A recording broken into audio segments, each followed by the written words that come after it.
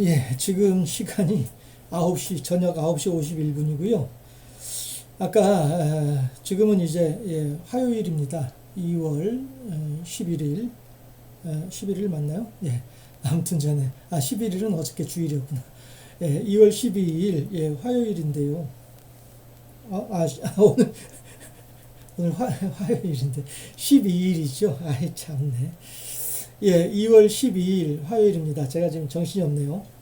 아까 저녁 7시에 내일 수요 예배용 그 영상을 녹화를 했는데 지금 제가 실은 새로운 장비를 가지고 지금 하고 있는 중이거든요. 그런데 영상이 자꾸 이렇게 떨리는 거예요. 그러니까 정기적으로 한 5초 지나면은 한 2초 정도 떨리고 또 5초 지나면 또 2초 정도 떨리고 이렇게 계속 떨리는 일이 발생을 해가지고 그 영상만 변환 작업하는 게 유튜브에 올리는 작업하는 게 방금 전에 끝났거든요. 그러니까 방금 전에 끝났다기보다는 한 9시 30분경에 끝이 났거든요. 8시에 이제 예배 마치고 그러니까 녹화 마치고 내려와서 했는데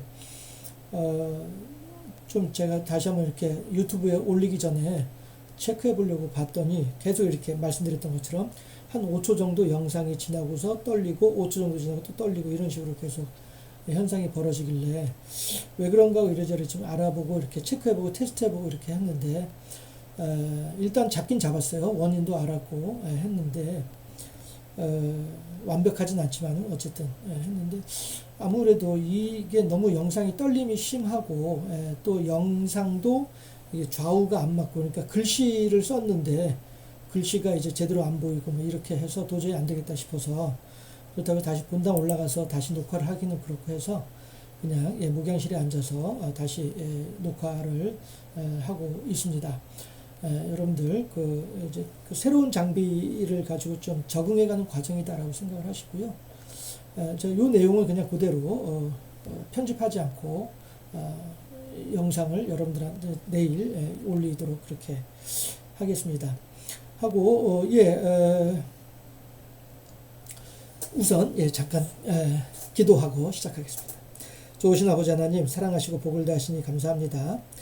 이제 수요 예배를 위하여서 우리가 함께 모였습니다.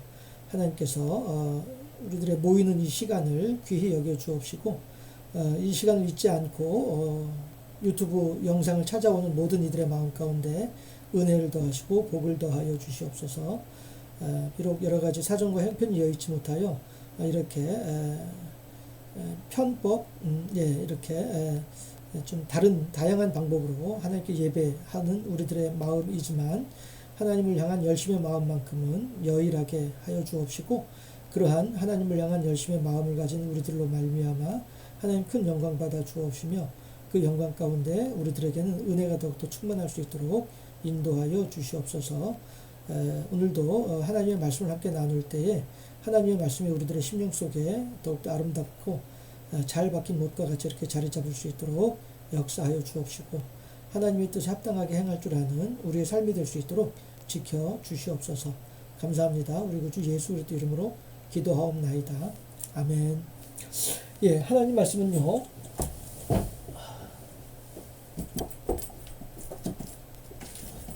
제가 지금 정신이 없네요. 성경책도 미리 준비도 안 해놓고 아까 한번 설교했던 내용인데 어떻게 될지 저도 솔직히 잘 모르겠습니다. 사무엘하 2장 사무엘하 6장 사무엘하 6장 1절에서 15절까지 말씀입니다. 아이고 제가 지금 이게 왜 이렇게 안 맞지 싶어가지고 그냥 테스트하고 막 하다가 제가 지금 준비가 제대로 안 돼 있는 상태에서 녹화를 시작을 하네요. 정신이 없네요. 사무엘하 6장 1절에서 15절까지 제가 봉독하도록 하겠습니다. 다윗이 이스라엘에서 뽑은 무리 3만 명을 다시 모으고 다윗이 일어나 자기와 함께 있는 모든 사람과 더불어 바알레 유다로 가서 거기서 하나님의 궤를 메어 오려 하니 그 궤는 그룹들 사이에 좌정하신 만군의 여호와의 이름으로 불리는 것이라. 그들이 하나님의 궤를 새 수레에 싣고 산에 있는 아비나답의 집에서 나오는데 아비나답의 아들 우사와 아효가 그 새 수레를 모니라.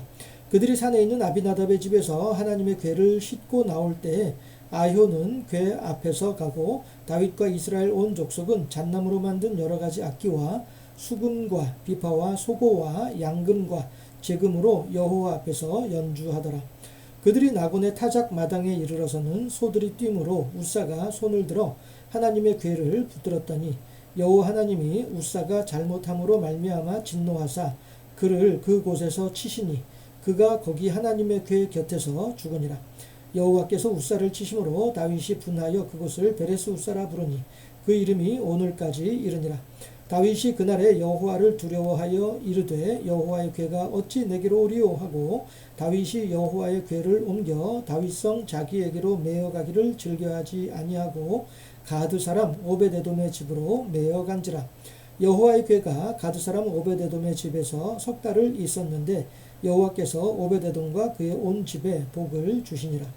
어떤 사람이 다윗 왕에게 아뢰어 이르되 여호와께서 하나님의 궤로 말미암아 오베데돔의 집과 그의 모든 소유에 복을 주셨다 한지라.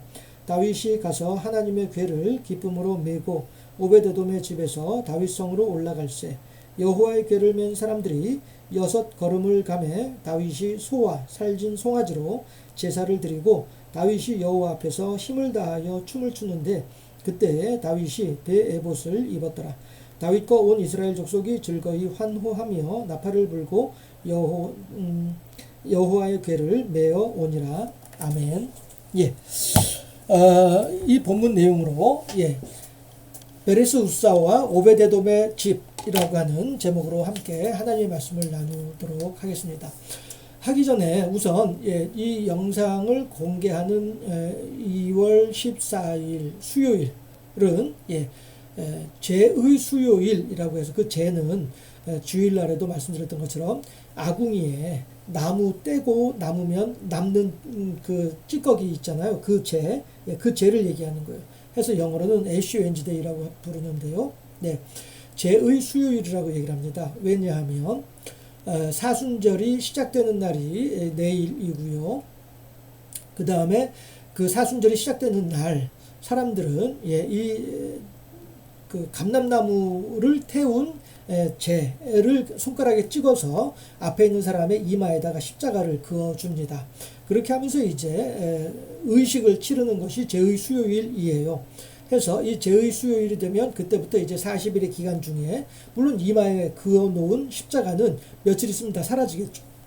그러나 사순절 기간만큼만이라도 마음속에 예수 그리스도의 십자가를 마음에 간직하고 살자라는 의미로 그렇게 이제 의식을 행하는 것이 제의 수요일입니다. 그리고 제의 수요일부터 시작해서 40일 기간이 되면 이제 부활주일이 되는 것이죠. 자, 그러면 왜 부활주일이 40일 동안의 기간을 사순절로 삼느냐 하게 되면은 사자는 넉사자고 순자는 열순자거든요. 그래서 40일의 기간이다 해서 사순절인데 물론 이제 한자어이죠. 그 의미는 이제 이미 이제 개신교에 이미 그 전통적으로 내려오던 40일간의 기간이고요. 그렇게 하는데 그 사순절을 지나서 부활절을 우리가 맞이하게 되는데 그 부활절은 그러면 어떻게 결정을 하느냐 하게 되면 여러분들이 성탄절은 매년 12월 25일로 고정돼 있죠. 성탄절은 해마다 바뀌지 않고 항상 그날입니다. 그래서 어떤 때는 월요일이 되기도 하고 주일이 되기도 하고 수요일이 되기도 하고 이렇게 성탄절은 해마다 요일이 달라지기도 합니다. 그러나 부활절은 해마다 달라요. 날짜가 달라요. 해마다. 날짜가 다르고 뭐만 똑같으냐면은 요일만 똑같아요. 어떤 요일이죠? 주일이죠. 부활절은 해마다 주일이라고 한 그 요일은 똑같고 대신에 날짜는 달라지고 성탄절은 요일은 달라지지만 날짜는 똑같고 이런 차이가 있는데 왜 그러냐 하게 되면 부활절을 계산하는 방식이 있기 때문에 그렇습니다. 부활절을 산출하는 방식이 있기 때문에 그래요. 뭐냐 하면은 해마다 춘분이 지난 첫 번째 만월 후에 맞이하는 안식일, 유대인들이 말하는 안식일, 이 안식일이 6월절이에요.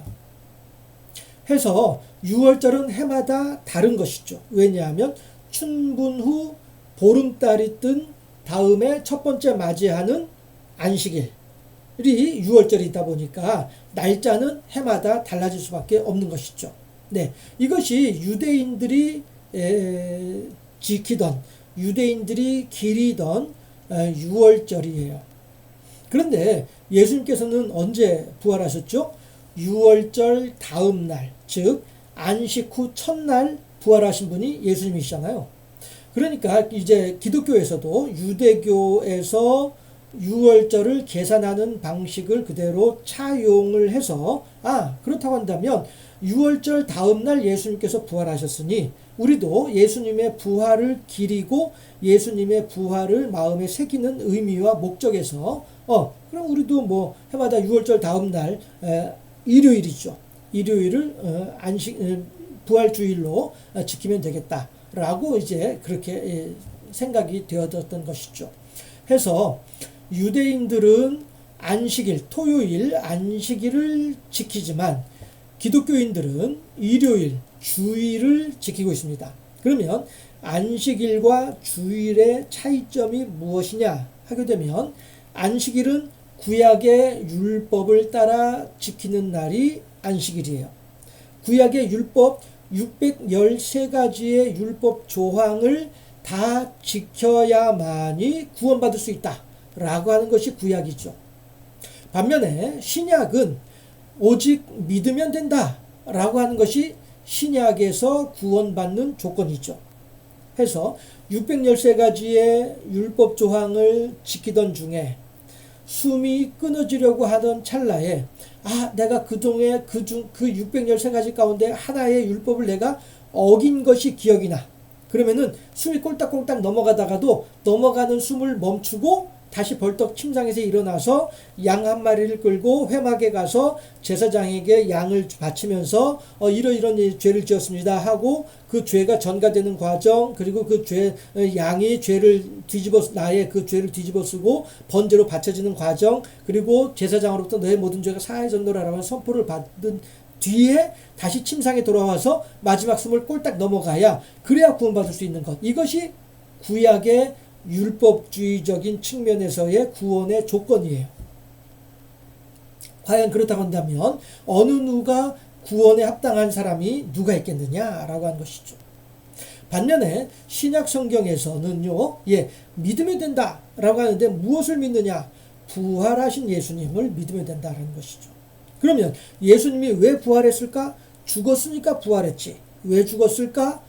나의 죄를 담당하고 죽으셨잖아. 돌아가셨잖아. 라고 하는 사실. 이걸 믿으면 된다는 것이죠. 예수님께서 하나님의 어린 양이신 예수님께서 세상 모든 죄를 짊어지시고 십자가에 달려 돌아가셨어. 그리고 세상 모든 죄 가운데는 누구의 죄도 나의 죄도 포함되어 있어. 그래서 예수님께서는 바로 나의 죄를 속하기 위하여 십자가에 달려 돌아가셨어. 그리고 나를 구원하기 위해서 부활하셨어. 그리고 나를 천국에 데리고 가기 위해서 승천하셨어.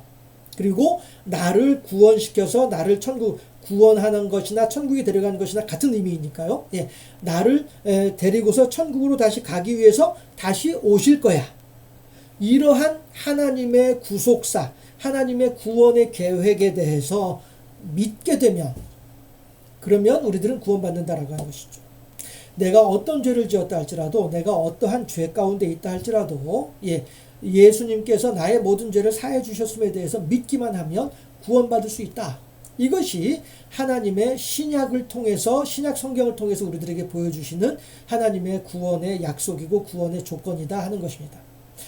구약에서 율법주의적인 측면에서의 구원의 조건은 율법 613가지 율법 조항을 다 지켜야만 구원받는다. 이것이 구약의 구원의 조건이지만 신약 성경에서 신약을 통해서 우리들에게 주시는 구원의 조건이라고 하는 것은 예수 그리스도께서 나의 모든 죄를 사해 주기 위해서 하셨던 그 모든 일들, 태어나셔서 생활하시다가 죽으시고 부활하셔서 승천하셨다가 다시 오시는 이 모든 것들에 대해서 그 모든 일들이 바로 나를 구원하기 위함이었구나 하는 사실을 믿기만 하면 구원받는다.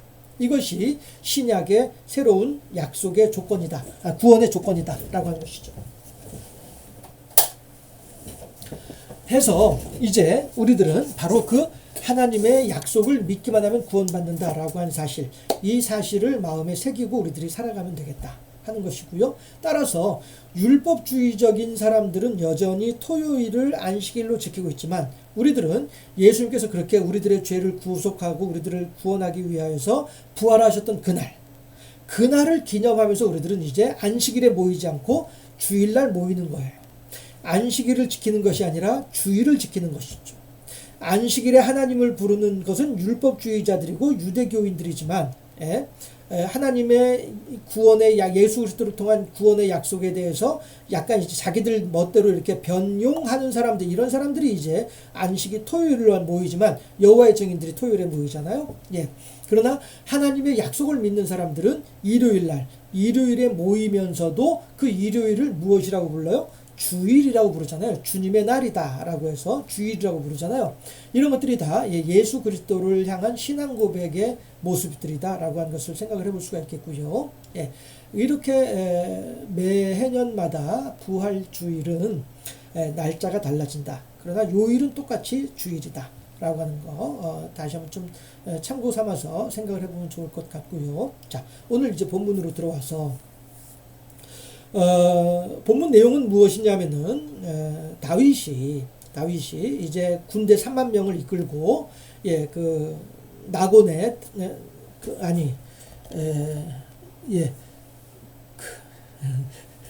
오베데돔의 집에 오베데돔이 아니라 아비나답의 집에 이제 갔는데 이 일을 그런데 그 아비나답의 집에 갔다가 하나님의 궤를 이제 메고 이제 다시 이제 그 오려고 하는데 하나님의 회막으로 이제 옮겨 오려고 하는 중인데 수레에 싣고서 이제 내려왔거든요. 산에서 이제 높은 산에서 내려왔는데 그 나곤의 타작마당에 도착했을 때에 이 수레를 끌고 있는 소가 펄쩍 뛰니까 뒤에 수레에 실려있던 법궤가 이제 휘청하면서 이제 떨어질 뻔했단 말씀이에요. 그러니까 이제 뒤에서 지키고 있던 우사가 아니 법궤가 떨어지려고 하니까 떨어지지 않게 하려고 이제 딱 이제 잡았단 말이에요. 잡았더니 법궤에서 불이 나와서 우사를 태웠다라고 하는 내용이죠.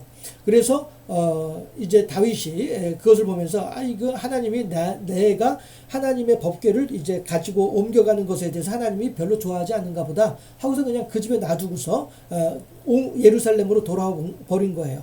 그랬더니 거기가 이제 바로 이제 오베데돔의 집이었던 것이고 그리고 3개월 동안 이제 그 집에 그냥 내버려 뒀었는데 3개월 동안 하나님께서 오베데돔의 집에 복을 내리셨다 라고 한 것을 다윗이 소식을 듣고 다시 이번에는 사람들을 데리고 가서 여호와의 궤를 어깨에다 메고 그리고 이제 돌아오는 길에 6걸음을 지나고 난 뒤에 다윗이 그 걸음을 멈추게 하고 거기에 이제 소와 송아지로 하나님께 기쁘게 제사를 드리고 제물을 드리고 그리고서 이제 이렇게 모셔오는 그리고 다윗이 너무 기뻐가지고 있는데 보니까 속에 배 에봇을 입고 있었더라 라고 하는 내용이 오늘 본문의 전체적인 내용입니다. 그러면은 자 우리가 이 본문에 있는 내용을 살펴보기 전에 먼저 살펴볼 이 내용이 있는데 그것은 무엇이냐면은 왜 언약궤가 회막에 있지 아니하고 이렇게 그 아비나답의 집에 있게 되었는가 그 과정을 먼저 좀 살펴볼 필요가 있습니다. 그게 왜 그러냐 하면은 사울이 아직 왕이었을 때에 그러니까 사무엘상에서요 사울이 왕이었을 때에 블레셋과 전쟁을 이제 앞에 두고 있는 상태였단 말이에요. 그렇게 했을 때에 사람들이 야 이거 어떻게 하면 좋지? 블레셋하고 지금 싸우러 가야 되는데 이 전쟁을 이길 수 있을지도 모르겠거니와 내가 그 전쟁터에서 살아남을 수 있을지 없을지도 모르겠어. 이거 어떻게 하면 좋지? 라고 사람들이 불안한 거예요. 그렇게 불안했을 때에 그 불안한 마음을 해소하는 방법을 어떻게 취했느냐 하면은 그래 여호와의 언약궤를 우리가 전쟁터로 가지고 가자 이렇게 사람들은 생각을 하는 거예요. 왜냐하면 하나님의 언약궤가 여호와의 언약궤를 메고 있는 광야 백성들이요 언약궤를 메고 있는 제사장들이 요단강의 물에 발을 담그자마자 요단강이 쫙 갈라져 버렸거든요. 그런가 하면 여리고성을 돌 때에도 마찬가지로 하나님의 언약궤가 앞장서서 돌았단 말씀이에요. 예, 이런 내용들을 조상으로부터 듣고 있었던 이스라엘 백성들이기 때문에 아하 그래 그렇다고 한다면 우리도 이 하나님의 언약궤를 가지고 전쟁터로 나아가게 되면은 우리도 이 전쟁의 터에서 이길 수 있겠구나 라고 하는 기대감을 가지게 되는 거죠. 이것이 어떻게 보면은 매우 훌륭한 신앙 고백이라고 할 수도 있어요. 그래, 이 절체절명, 죽을지 살지 이길지 질지 모르는 전쟁터 앞에서 하나님의 도움을 구하는 이 신앙의 자세는 매우 훌륭하다라고 볼 수도 있습니다. 그러나 여러분들 다시 한번 생각해 볼 필요가 있는 것이 무엇이냐면요. 지난주에 우리가 다윗과 블레셋과의 전쟁, 1차 전쟁, 2차 전쟁의 이야기를 함께 나누어 보았었죠. 그렇게 했을 때에 1차 전쟁의 마지막 구절에서 어떤 내용이 있습니까?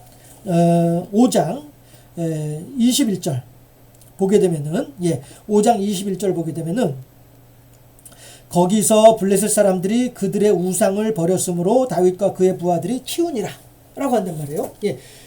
이제 바알브라심을 얘기하는 거예요. 하나님께서 이 블레셋 백성들을 물을 흩음같이 이렇게 흩으셨다라고 해서 바알브라심이라고 하는 동네에 대한 이야기를 하는데, 거기서 이 블레셋 사람들이 거르마 날 살려라고 도망을 가니까, 그들이 버려두고 간 것들을 다 이제 챙겼단 말이에요. 챙기는 중에 보니까 그들이 버리고 간 우상도 있었던 거예요. 그러면 이 우상은 뭡니까? 이 블레셋 사람들은 이 우상이 있으면 이 전쟁에서 이기고 이 우상이 있으면 나는 살 수 있어 라고 하는 믿음을 가지고 전쟁터에 나온 거예요. 그러나 과연 그 우상이 그렇게 해가지고 블레셋 병사들을 지켜주나요? 아니란 말씀이죠. 지금 다윗이 이 바알브라심에서 블레셋 사람들하고 이제 싸울 때에 얼마나 블레셋 사람들이 거르마 날 살려라 도망가기 바빴으면은 그 우상 들고 가는 것조차도 무거우니까 버려두고서 도망갈 정도로 그렇게 심각하게 목숨의 위협을 느낄 만큼 그렇게 전쟁을 참패를 당했단 말씀이죠. 이런 것을 볼 때에 결코 블레셋 사람들이 가지고 있는 우상이 블레셋 사람들을 지켜주지 못하더라 하는 것입니다. 그런데 다시 사무엘 상으로 돌아가서 이스라엘 사람들이 하나님의 언약궤를 가지고 전쟁터에 나가는 모습은 어떤 모습이에요? 블레셋 사람들이 우상 가지고 전쟁터에 나오는 거랑 똑같은 거예요. 하나님을 하나님으로 섬기는 것이 아니라 하나님을 이방 신들과 똑같은 하나님, 똑같은 신으로 그렇게 평가절하, 깎아내리고 있는 거란 말씀이에요. 이것이야말로 하나님의 이름을 망령되이 일컫고 있는 모습이 되는 것이죠. 하나님은 하나님으로서 존중받고 하나님으로서 영광받고 하나님으로서 우리들에게 역사하시는 분이 하나님이신데, 그럼에도 불구하고 이스라엘 백성들은 하나님을 믿노라 하면서도 불구하고 자기의 소견에 오른 대로 하나님을 이용하고 있었더라 하는 것이죠. 그러니 그러한 이스라엘 백성들을 향해서 하나님께서 무슨 복을 내려주시겠습니까? 도리어 그 언약궤는 빼앗기고 말았죠. 전쟁은 참담하게 패하고 언약궤도 빼앗기고 말았죠. 그랬는데 블레셋 사람들은 어쨌든지 간에 이거 우리가 섬기는 신이 다곤 신이죠. 우리가 섬기는 신이 이스라엘을 이기게 했어. 이스라엘이 섬기는 신을 이기게 했어 라고 하는 거죠. 이스라엘 백성들이 언약궤를 메고 전쟁터에 들어올 때 블레셋 사람들은 자기들끼리 하는 말이 블레셋아 긴장하라. 저들이 지금 자기의 신을 데리고 전쟁터에 나왔노라. 그러니 우리가 긴장해야 된다 라고 자기들끼리 얘기해요. 그만큼 그들은 자기의 우상, 섬기는 우상과 이스라엘 백성들이 섬기는 여호와가 서로 싸웠을 때에 누가 이길지 모르는 이렇게 긴장하면서 그들을 만나거든요. 이런 것이 바로 우상을 섬기는 자들의 모습인 거예요. 내가 섬기는 신이 과연 저 신을 이길 수 있을지도 믿지 못하면서도 불구하고 그 신을 섬기는, 그 신을 의지하는, 이것이 우상을 섬기는 자들의 모습이다 하는 것이죠. 그러나 하나님은 그런 하나님이 아니시잖아요. 자기의 생각을, 자기의 아이디어를 따라서 만들어내고 고안해내고 이렇게 깎아내고 못으로 쳐서 붙이고 철사로 묶어서 들어 세우고 막 이렇게 하는 것들이 무슨 힘이 있고 무슨 능력이 있을까? 그럼에도 불구하고 이스라엘 백성들은 그 이방인들이 이방 우상을 섬기듯이 하나님을 이용하고 있는 이스라엘 백성들. 그렇게 해서 어쨌든 전쟁은 치고 법궤는 빼앗겼습니다.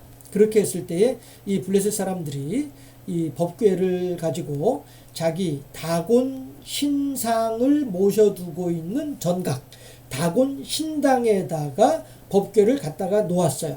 이것은 어떤 의미가 있냐면은 우리가 섬기는 신이 이스라엘 백성이 섬기는 신을 이겼다 라고 하는 의미로 그렇게 전리품으로, 전쟁에서 이겼으니까 빼앗은 거니까 전리품으로 이제 갖다 놓은 거예요. 그런데 그래서 이제 다곤 신이시여 안녕히 계세요 하고 인사 뜩 하고 문 닫고 이제 나왔단 말이에요. 그리고 이제 그 다음날 아침에 내가 가지고 가서 이제 다곤 신이시여 안녕히 주무셨습니까 하고서 인사하려고 문을 툭 열어보니까 다곤 우상이, 신상이 하나님의 법궤 앞에다가 땅에다 코를 박고서 엎드려 있는 거예요. 이걸 보니까 사람들은 어떻게 생각을 했냐면은 어떤 불량배들이 와가지고 부잡질을 해놓았구나 라고 생각을 한 거예요. 그래서 아이고 다곤 신이시여 어느 누가 감히 이렇게 망령된 짓을, 아이고 이거 죄송합니다, 황망합니다 이러면서 이제 얼른 신상을 세워놓았어요. 그리고 이제 하루가 지나서 저녁이 되니까 또 다곤 신이시여 안녕히 계세요 우리 갑니다 퇴근합니다 하고 문을 닫고 갔단 말이에요. 그리고 그 다음날 아침에 또 와서 신이시여 안녕하십니까 문을 열어보니까 어떻게 해요? 이번에는 똑같이 신상이, 다곤 신상이 법궤를 향해서 엎드러져 있는데 엎드러진 것뿐 아니라 다곤 신상의 발목, 손목이 잘라져 가지고 문지방 위에 얹혀져 있는 이런 일들이 생겨나게 되는 거예요. 그래서 사람들은 참 희한하다, 이게 대체 웬일이지? 라고 하는 중인데 그 동네에 온갖 질병이 퍼지기 시작을 하는 거예요. 그래서 사람들이 보면서 야 이거 대체 왜 이러지? 뭐 때문에 이렇게 질병이 퍼지고 이럴까? 이게 달라진 건 아무것도 없는데 하나 있어. 이스라엘 백성들이 가지고 왔던 법궤, 궤짝, 그 궤짝이 지금 우리 동네에 들어왔어. 그거밖에 이유가 없는 것 같아. 그러면 한번 테스트 해보자. 그 법궤를 우리 동네에 두지 말고 저쪽 다른 동네로 한번 옮겨가 보자.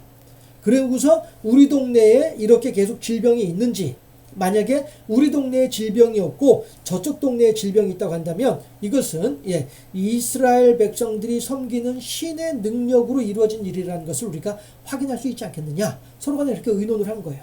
그래서 이 동네에 다곤 신당이 있는 이 동네에 모셔두고 있던 법궤를 저쪽 동네로 옮겨놨어요. 옮겨놨더니 웬걸 이 동네는 이제 잠잠해졌는데 도로 이제 저쪽 동네가 난리가 난 거예요. 이걸 보면서 이제 블레셋 사람들이 아하 이게 결국에는 다른 문제가 아니고 이스라엘 사람들이 섬기는 신의 법궤가 우리나라에 와 있기 때문에 우리나라에 이렇게 어려운 일이 생기는 거구나. 그렇다 한다면은 이걸 다시 돌려주자. 뭐까짓 거 우리한테 있어봐야 뭐 소용도 없는 거고 이렇게 계속 이제 환란풍파만 일어나는 것들이니까 돌려주자라고 생각을 하게 됐어요.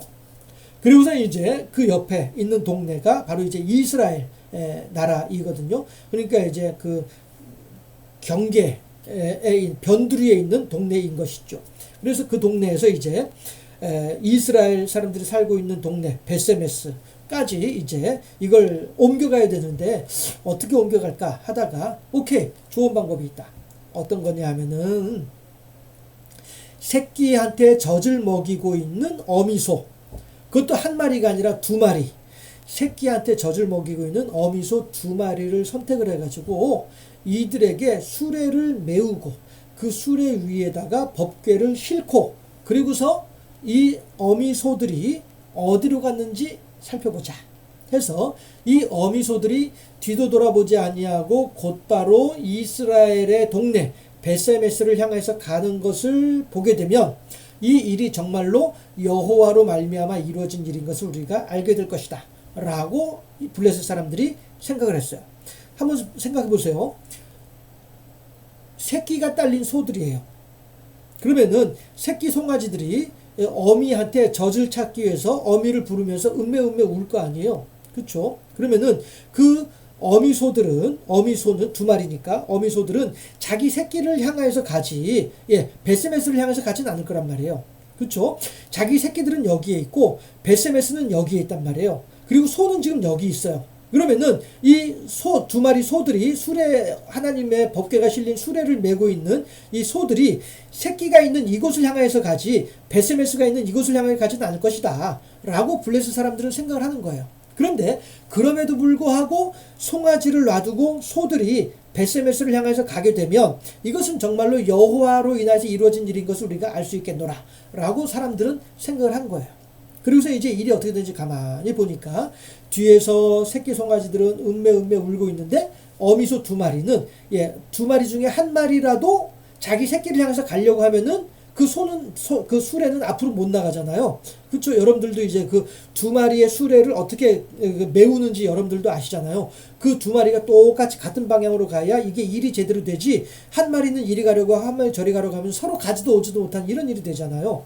더군다나 이 하나님의 언약궤를 메고 있는 이 수레를 메고 있는 이 소들은 누구 하나 콧뚜레를 쥐고 있는 사람도 없어요.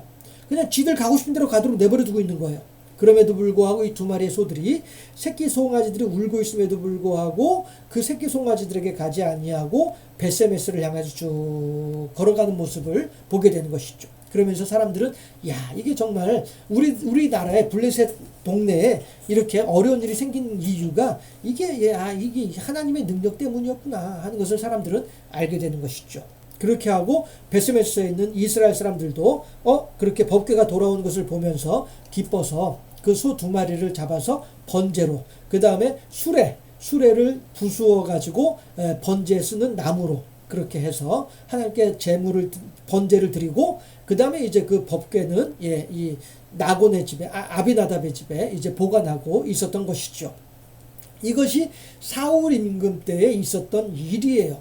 그런데 그 이후에 다윗이 통일 이스라엘의 왕이 되고 난 이후에 또 처음에 한동안은 블레셋과의 목숨을 건 전쟁을 하면서 블레셋을 물리치고, 비록 성경에서는 짧은 구절로 되어져 있지만 그 사이에는 수많은 블레셋과 이스라엘 사이에 그 전쟁이 서로 이제 그 각축전을 벌이면서 막상막하의 전쟁의 시간들이 오랫동안 있었을 것이다 라고 짐작할 수 있는 거예요. 하고 드디어 그 블레셋을 물리치고 승기를 잡아서 블레셋을 이제 몰아내면서 이스라엘의 어떤 통일 이스라엘의 이제 대제국으로서 확장되는 그 기틀을 마련하고 난 뒤에, 그때에서야 비로소 다윗은 하나님의 언약궤를 회막 있는 곳으로 옮겨올 하나님을 향한 열심의 마음을 가지게 되는 거예요. 그 이전까지는 일단 당장 이제 발등에 떨어진 불을 끄는 것이 바빴고, 여기까지는 우리가 인정해 줄 수 있어요. 사람으로서 그래 누구나 다 이렇게 마음은 언으로 돼 연약한 육신을 가지고 있으니 그럴 수 있겠다 싶고요. 할 수 있어요. 그런데 그 뒤에 다윗이 오늘 이제 6장 1절 3만 명의 군인들을 데리고 아비나답의 집으로 가더라. 왜 3만 명을 데리고 갈까요? 이유가 뭘까요? 말씀드렸잖아요. 베세메스라고 하는 동네는 블레셋과의 블레셋과의 경계선이 있는 그런 마을이에요. 그러니까 다윗이 그 마을에 혼자서 이제 터덜터덜 가게 되면은 블레셋에서 와 하고서 사람들이 몇 명만 와가지고 다윗을 붙잡아 가더라도 다윗은 생명이 끝나잖아요. 그렇죠? 그러니까 3만 명의 군대를 데리고서 베세메스로 가는 거예요. 그래서 3만 명의 군대를 보면서 베세메스 건너편에 있는 블레셋에서도 감히 다윗을 향해서 공격해 오지 못하도록 하는 자기의 안전장치를 마련을 하고서 베세메스로 간 것이죠. 그래서 가서 아비나답의 집에서 마찬가지로 다윗도 새로 만든 수레에다가 법궤를 싣고, 그리고서 이제 나오는 거예요. 나오는데 아비나답의 두 아들, 한 아들 아효는 앞에서 소의 콧뚜레를 잡고, 나머지 아들 우사는 뒤에서 수레를 보살피고, 이러고서 이제 가는 거예요. 가다가 나곤의 타작마당까지 왔는데, 이 나곤의 타작마당에서 말씀드렸던 것처럼 소가 뛰는 거예요. 소가 뛰니까 수레도 같이 출렁하고, 소레가 출렁하다 보니까 법궤도 흔들하면서 떨어질 뻔하고, 그렇게 하니까 우사가 떨어지는 법궤를 잡기 위해서 딱 손을 잡아서 밀어 넣었는데, 그래서 법궤가 땅에 떨어지는 일은 막았는데, 미연에 방지했는데, 다만 무슨 일이 벌어졌느냐면은 법궤에서 불이 나와서 우사가 불에 타서 죽게 되는 일이 벌어진 것이죠. 그렇게 하니까 다윗이 아니 말이야 내가 하나님께 선하게 하려고 했는데 열심을 내서 하려고 했는데 왜 이런 일이 생기는 것이야. 에이 나 하나님한테 삐쳤어. 속이 상해가지고 그래서 이제 베레스 우사라 이름하고서 그냥 예루살렘으로 가버렸어요. 가버렸고 그 언약궤는 이제 아비나답의 집에 마당에 머물러 있게 되는 것이고요. 그렇게 했을 때에 이 3개월 동안에 하나님께서 오베데돔의 집에 복을 내려주신 것이죠. 그런데 있잖아요. 여기서 한 가지 생각해 볼 것이 있습니다. 뭐냐면은 똑같이 수레에 실어서 법궤를 옮긴 것은 블레셋 사람들이나 다윗이나 똑같아요. 그런데 블레셋 사람들이 수레에 법궤를 실어서 옮기게 할 때에는 하나님께서 블레셋 사람들한테는 아무 말씀도 하지 않으시다가 다윗이 수레에다가 그것도 새롭게 만든 수레에다가 근사하게 대접을 하는 셈이 있죠. 옮기는데 거기에 대고서 하나님께서는 왜 화를 내셨을까? 이유가 뭘까? 블레셋 사람들은 어차피 할 리 없는 사람들이에요. 블레셋 사람들은 어차피 하나님을 모르는 사람들이고요. 블레셋 사람들은 어차피 하나님을 경배하지 않는 사람들이에요. 마음에 작심을 하고 하나님을 믿지 않겠노라라고 한 사람들이에요. 하나님을 모르는 사람들이에요. 그러나 다윗은 그리고 이스라엘 사람들은 하나님의 율법으로 살고 있는 사람들이에요. 하기 때문에 하나님께서 무엇을 어떻게 하라고 하신지 잘 알고 있는 사람들이에요. 하나님의 율법에서는 법궤를 어떻게 해야 된다고 했어요? 네 사람의 레위인들이 어깨에 메고 옮겨야 되는 거예요. 이게 하나님의 방법이었고 하나님의 계명이었단 말씀이에요. 그런데 다윗은 그렇게 하지 않았죠. 똑같이 블레셋 사람들도 수레로 옮겼고 다윗도 수레로 옮겼음에도 불구하고 블레셋 사람들이 수레로 옮기는 것은 아무 말씀 안 하시지만은 다윗이 수레로 옮기는 것에 대해서는 안 되는 거예요. 그렇게 할 수 없는 거예요. 그래서 하나님께서는 우사를 죽게 만드신 것이죠. 그런데 제가 처음에 성경을 읽을 때에 여기서 두 가지 궁금증이 생겼었어요. 첫째, 아니 우사는 하나님을 향해서 열심히 특심한 사람이었는데 아니 법궤 떨어질까 봐서 그 막은 사람인데 왜 우사가 죽지? 억울하게 죽었네. 이거 한 가지. 왜 하나님이 이렇게 억울하게 일을 하실까? 이거 한 가지가 궁금했고, 두 번째는 아니 다윗은 정작 죽을 사람은 다윗인데 그렇잖아요. 다윗이 명을 했으니까 사람들이 그렇게 수레에다 싣고서 한 것이지. 죽을 사람은 다윗인데 왜 다윗이 안 죽고 우사가 죽었냐 말이에요. 이 두 가지가 궁금했었어요. 그랬는데 여러분들 여기에서 바로 하나님의 은혜, 하나님의 사랑이 나오는 거예요. 뭐냐 하면은 하나님께서는요 다윗을 살리기 위해서 우사를 죽이신 거예요. 마찬가지로 하나님께서는 나를 살리기 위해서 예수님을 죽이셨어요. 이게 하나님의 은혜예요. 정작 율법을 어긴 주체 그리고 명령을 내린 사람은 잘못한 사람은 다윗이에요. 그러나 우사는 다윗의 명령에 순종했었던 것밖에 없어요. 그럼에도 불구하고 다윗이 죽어야 되는데 하나님께서는 다윗이 아니라 우사를 죽게 하시는 거란 말이죠. 마찬가지로 예수님께서는 하나님의 명령에 순종하여 저 높고 높은 별을 넘어 이 낮고 낮은 땅 위에까지 내려오셔서 자기를 낮추어서 스스로가 자기를 낮추어서 종의 형체를 지니시고 우리를 위해 십자가에 달려 죽기까지 하신 분이 예수님이시란 말이에요. 하나님을 향하여서 어떠한 죄도 범하지 아니하고 순수 그 자체로서 이번에 저랑 같이 목사 안수 받으신 분이 르완다에서 온 양반인데 저보다 이제 아무튼 자네 그런데 그 사람의 이름이 이노센트더라고요. 근데 이노센트가 순수 정결 이런 의미잖아요. 다윗 예수님이야말로 이노센트 그 자체였었던 것이죠. 어떠한 사특한 것도 어떠한 삿된 것도 없이 오직 하나님을 향하여서 순수 그 자체이신 분이 예수님이시잖아요. 그런데 그 예수님께서 죽으셨어요. 뭐 때문에요? 나를 살리려고. 하나님께서는 우사를 죽이시는 거예요. 왜요? 다윗을 살리려고. 우사는 다윗의 명령에 순종한 밖에 없어요. 그리고 하나님의 언약궤가 휘청 땅에 떨어지려고 할 때 그것을 막으려고 했던 열심밖에 없어요. 그럼에도 불구하고 하나님께서는 우사를 죽게 하시면서 다윗을 살려주세요. 알 수 없죠. 하나님께서는 나를 살리기 위해서 예수님을 죽게 하셨으니 이것을 우리가 어떻게 이해를 하겠어? 아니 나보다 예수님보다 내가 더 가치가 많단 말이야? 나를 살릴 가치가 말로는 이해가 안 되는 하나님의 사랑인 것이죠. 이 웃사가 죽는 과정 속에서 제가 어렸을 때 철없을 때 잘 몰랐을 때는 하나님 참 너무 부당하게 일을 하시는데 라는 생각을 했었는데 다시 생각을 해보면은 이것이 하나님의 크신 은혜더라, 나를 향하신 하나님의 크신 사랑의 증거더라 라고 한 것을 알 수가 있습니다. 해서 어쨌든 그렇게 해서 이제 3개월이 지난 이후에 그런데 또 다윗이 보세요. 베레스 우사라고 하면서 이거 말이야 하나님이 나랑 같이 가는 거 싫어하시나 보다 하고서 삐쳤어요. 애들 토라지듯이 그렇게 하나님을 토라졌어요. 그래서 하나님을 내팽개쳐 두고서 자기 혼자 그냥 와버렸어요. 그랬는데 그 상황에서 하나님께서 오베데돔의 집에 복을 내리시는 것을 다윗이 보면서 에이구 하고서 또 마음이 달라지는 거예요.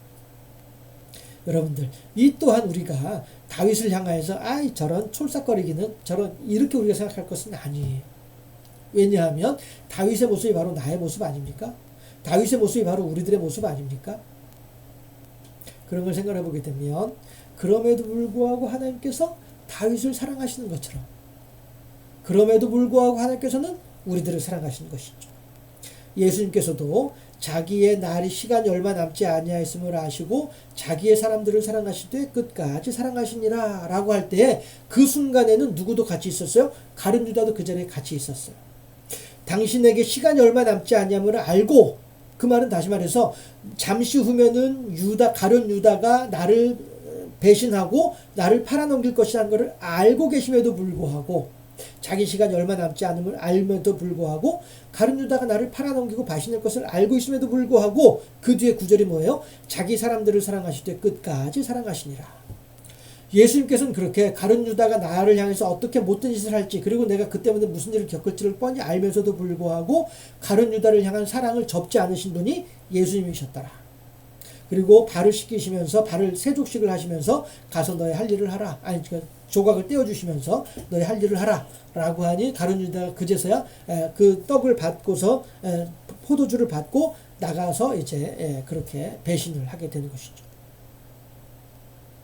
하나님께서 다윗이 그렇게 촐랑거리고 다윗이 그렇게 회딱회딱하는 그런 신앙인 것을 모르고서 다윗을 선택하고 다윗을 사랑하셨을까? 그래서 다윗을 그렇게 은혜를 베풀어 주신 것이 몰라서 그렇게 하신 것일까? 아니죠.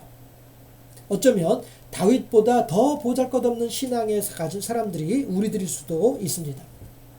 그러나 하나님께서는 다윗을 사랑하셨듯이 우리들도 사랑하고 계시다라고 하는 사실을 오늘 다윗을 통해서 다윗의 이 회딱회딱하는 이 신앙, 이런 결코 이게 모범적이지 않은 이게 너무나도 다윗이 이러냐 싶을 정도의 신앙을 가진 사람임에도 불구하고 하나님께서는 그 다윗을 끝까지 사랑하신 것처럼 하나님께서는 또한 우리들도 다윗보다 보잘것없는 우리들임에도 불구하고 하나님께서는 끝까지 우리들을 사랑해 주신 하나님이신 줄로 믿습니다. 자, 그렇게 해서 이제 다윗이 두 번째 하나님께로 갈 때에는 언약궤를 옮겨오기 위해서 갈 때에는 이번에 이제 제대로 제사장들을 데리고서 고라자손을 데리고 가서 이제 이 하나님의 궤를 어깨에다 메고 그리고서 이제 이동을 하기 시작하는 거죠. 그렇게 하는데 6걸음을 지나고 난 뒤에 걸음을 멈추게 하고 거기에서 하나님께 제물을 드리고, 그리고 다윗이 기뻐서 온 백성들과 더불어서 기뻐서 춤을 추는데 다윗이 배 에봇을 입었더라 라고 되어 있죠. 이 배 에봇을 입는다라고 하는 말은요, 하나님을 향하여서 겸손한 자세를 이야기하는 거예요. 하나님을 향해서 신실한 마음, 믿음을 표현하는 것이 배 에봇이다라고 하는 말로 표현되고 있어요. 히스기야 임금이 예루살렘 성이 포위당했을 때, 그랬을 때에 성 안에 있는 사람들이 온갖 굶어 죽어가고 있는 상황 속에서 히스기야 임금이 배 에봇을 입고 있는 것을 백성들이 보게 되었어요. 그 말은 무슨 얘기냐면은 배 에봇을 입었다라고 하는 말은 그만큼 이 백성들의 슬픔과 아픔을 통감하면서 하나님을 향하여서 하나님이시여 도와주시옵소서 어찌하오리까 기도하는 자세, 마음가짐을 표현하는 것이 히스기야 임금이 배 에봇을 입었더라 라고 하는 말의 의미이거든요. 마찬가지로 지금 이 사무엘하에서도 다윗이 배 에봇을 입었다라고 하는 것은 상황은 정반대이죠. 히스기야 때에는 절망스러운 상황에서 배 에봇을 입은 것이고, 지금 이 다윗이 하나님의 언약궤를 모셔오는 가운데에서는 기쁨과 즐거움으로 온전한 하나님을 향한 순전한 신앙 고백으로 배 에봇을 입고 있는 상황이죠.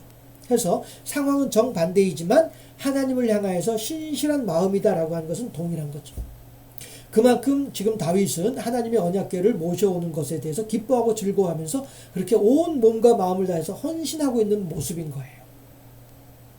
하나님께서는 이러한 다윗의 모습을 보면서, 그래, 내가 너의 헌신, 너의 수고로움에 내가 기뻐서 너의 것을 받노라 라고 하나님께서 말씀하고 계신 것이죠. 이것이 오늘 우리들이 베레스 우사와 오베데돔의 집이라고 하는 제목 가운데에서 생각해 볼 수 있는 성도의 삶의 자세, 하나님을 향한 신앙의 자세를 보여주고 있는 거죠. 베레스 우사로 살아가는 신앙이 하나님을 기쁘시게 하는 신앙일까? 아니면 오베데돔의 집에서 보여주는 신앙의 모습이 하나님께서 원하시는 성도의 삶의 모습일까? 똑같은 다윗임에도 불구하고 베레스 우사와 오베데돔의 집, 이 두 개념으로, 두 가지로 우리가 표현할 수 있는 다윗의 신앙의 자세를 보면서 우리들은 하나님을 향해서, 그렇다면 나는 어떠한 신앙의 자세로 하나님께 나아가야 될 것인지에 대해서 충분히 생각해 볼 수 있다는 것이죠. 베레스 우사에서 부르는 하나님의 이름, 베레스 우사에서 보여주는 다윗의 신앙 고백은 미숙한 신앙 고백이고 어리석은 신앙 고백이고 아직 하나님을 기쁘시게 하기에는 부족한 신앙이에요. 그러나 오베데돔의 집에서 보여주고 있는 다윗의 신앙 고백이야말로 하나님께서 기뻐 받으시기에 부족함이 없는 그런 신앙 고백이더라 하는 것입니다. 그렇다면 우리들은 이 사순절 기간 중에 이마에 재로 그려놓은 십자가는 며칠이면 다 지워져 버리고 말겠으나, 사순절 부활절이 될 때까지 사순절 기간 동안 이스라엘 백성들은 예수 그리스도의 십자가를 마음에 새기고, 기독교인들은 예수님의 십자가를 마음에 새기고 살겠습니다 라고 생각하고 결단하는 것처럼, 우리들도 마찬가지로 오베데돔의 집과 베레스 우사의 두 가지의 이 신앙 고백의 모습을 보면서 하나님이셔 저야말로 오베데돔의 집에서 보여주고 있는 다윗의 신앙을 저 또한 그렇게 하나님께 보여드릴 수 있기를 원하나이다 라고 하는 고백이 우리들에게도 있어야 되지 않겠느냐 하는 것입니다. 하나님의 사랑하신 성도 여러분들, 하나님께서 우리들에게 원하시는 것은 다른 것이 아니죠. 천천의 기름이나 만만의 수양을 원하시는 것이 결코 아니지요. 도리어 하나님을 향해서 어찌하면 더 영광 돌려드릴 수 있을지 하나님을 향해서 순종하는 것을 하나님께서는 기뻐 받으신다라고 하지 않습니까? 오늘 본문을 통해서 하나님께서는 우리들에게 분명하게 당신의 뜻을 보여주고 계신 줄로 믿습니다. 베레스 우사의 신앙 고백이냐, 오베데돔의 집에서의 신앙 고백이냐, 너는 어떠한 신앙으로 나한테 나오겠느냐 라고 하는 것을 우리들에게 말씀하고 계실 때에 우리들은 모두가 온전하게 하나님을 섬기고 온전하게 하나님의 말씀을 따라 하나님께 영광 돌려드리고자 하는, 하나님께 헌신하는, 하나님의 편에 서 있는, 내 소견에 옳은 대로 행하는 것이 아니라 하나님을 우상 섬기듯이 그야말로 음란히 행하는 것 아니겠습니까? 하나님을 우상 섬기듯이 하나님을 대하는 것이야말로 하나님을 음란의 대상으로 만들어버리는 이러한 그야말로 패역하고 참남한 그러한 상황이 되어지는 것이죠. 그러나 다윗이 그렇게 행동을 하던 자신의 신앙의 자세를 바꾸어서 하나님께서 원하시는 대로 고라 자손을 통해서 어깨에 메고 그렇게 하나님께로 가는, 하나님께 순종하는 이러한 신앙의 모습으로 다윗이 나아갈 때 하나님께서는 그 신앙을 기뻐 받으셨더라. 우리도 다윗처럼 어찌하든지 하나님의 말씀을 따라 하나님의 말씀에 합당하게 행할 줄 아는 그러한 신앙인으로 살아가는 우리 모두가 되어짐으로써 이 시대 속에서 더욱더 하나님을 기쁘시게 하고 하나님을 영화롭게 하는 가운데 하나님의 더욱더 풍성한, 하나님께 풍성하게 영광 올려드리고 하나님의 은혜를 풍성하게 받아 누리는 복된 인생으로 살아가는 우리 모두가 다 되어질 수 있기를 주님의 이름으로 축원합니다. 기도하겠습니다. 할렐루야. 좋으신 아버지 하나님, 사랑하시고 복을 더하심을 감사합니다. 우리의 신앙 고백으로 인하여서 하나님 영광 받아 주옵시고, 우리들은 결코 베레스 우사에서 보여주었던 어리석고 미숙한 신앙의 모습이 결코 아니라 오베데돔의 집에서 보여주는 다윗의 아름답고도 성숙한 신앙의 모습으로 하나님께 나아갈 수 있는 우리들이 다 될 수 있도록 인도하여 주시옵소서. 그래서 다윗이 하나님의 법궤를 기뻐하고 즐거워하는 가운데 하나님께 큰 영광을 올려드렸던 것처럼, 우리 또한 이 세상을 살아가는 가운데 여러 가지 환난과 시험과 풍파가 있다 할지라도 오직 여호와 제일주의 신앙으로 하나님께 온전히 헌신하고 하나님을 기쁘시게 섬김으로써 하나님께 큰 영광을 돌려드린 우리들의 삶이 다 될 수 있도록 인도하시고, 그렇게 하는 가운데 하나님의 기뻐하심 중에 더욱더 풍성한 은혜를 누리는 복된 인생으로 살아갈 수 있도록 우리 모두를 지켜주시고 붙잡아 주시옵소서. 감사합니다. 영광 받아주시고 우리 구주 예수 그리스도 이름으로 기도하옵나이다. 아멘. 예, 광고 한 말씀 드리자면요. 예, 지금 방송 장비를 새롭게 지금 교체하는 중이고요. 그리고 그 새롭게 교체한 기계들을 제가 익히고 있는, 배우고 있는 과정이다 보니, 예, 여러 가지로 좀 그런 일들이 있네요. 아마도 기대하기는 이번 주일부터는, 예, 새로 교체한 장비를 가지고, 예, 온전하게 그렇게 하나님께 예배드리고 유튜브 방송도 할 수 있도록 그렇게 한번 제 노력을 해보도록 하겠고요. 예, 아무튼 예, 그런 상황이다라고 하는 거. 그리고 예, 어느 분이 예, 헌금을 좀 해 주셨어요. 네, 여러분들께서 뭐 이렇게 본인 스스로가 밝히지 말아달라고 해서 누군지는 말씀은 안 드리겠지만, 그리고 또 그분이 이 영상을 보고 계실지도 모르겠습니다만은 어쨌든지 간에 예, 우리가 알 수 없는 그러나 교회를 위해서 그 큰 유익을 끼친 그분을 위해서 함께 감사하다 하는 마음으로 그런 내용들을 함께 좀 생각을 하고 마음에 두고 있으면 좋겠다는 생각도 들고요. 예, 어쨌든 예, 이번 주일에는 그동안에 못 보던 분도 반가운 얼굴도 새로 또 볼 수도 있겠네요. 예. 아무튼 제가 요 영상은 따로 편집하지 않고 그대로 유튜브로 올리도록 그렇게 하겠습니다. 건강하게 주일날 다시 만나 뵙도록 하겠고요. 예, 주님과 같은 기도로 예배를 모두 마치도록 하겠습니다. 하늘에 계신 우리 아버지, 아버지의 이름을 거룩하게 하시며 아버지의 나라가 오게 하시며 뜻이 하늘에서 이루어진 것 같이 땅에서도 이루어지게 하소서. 오늘 우리에게 일용할 양식을 주시고 우리가 우리에게 잘 못한 사람을 용서하여 준 것 같이 우리 죄를 용서하여 주시고 우리를 시험에 빠지지 않게 하시고 악에서 구하옵소서. 나라와 권능과 영광이 영원히 아버지의 것입니다. 아멘. 예, 예배 모두 마쳤고요. 예, 다윗이 오베데돔의 집에서 보여주는 아름다운 신앙으로 우리 또한 그렇게 하나님께 영광 돌려드리는 우리 모두가 될 수 있기를 바라겠습니다. 예배 모두 마쳤습니다. 예.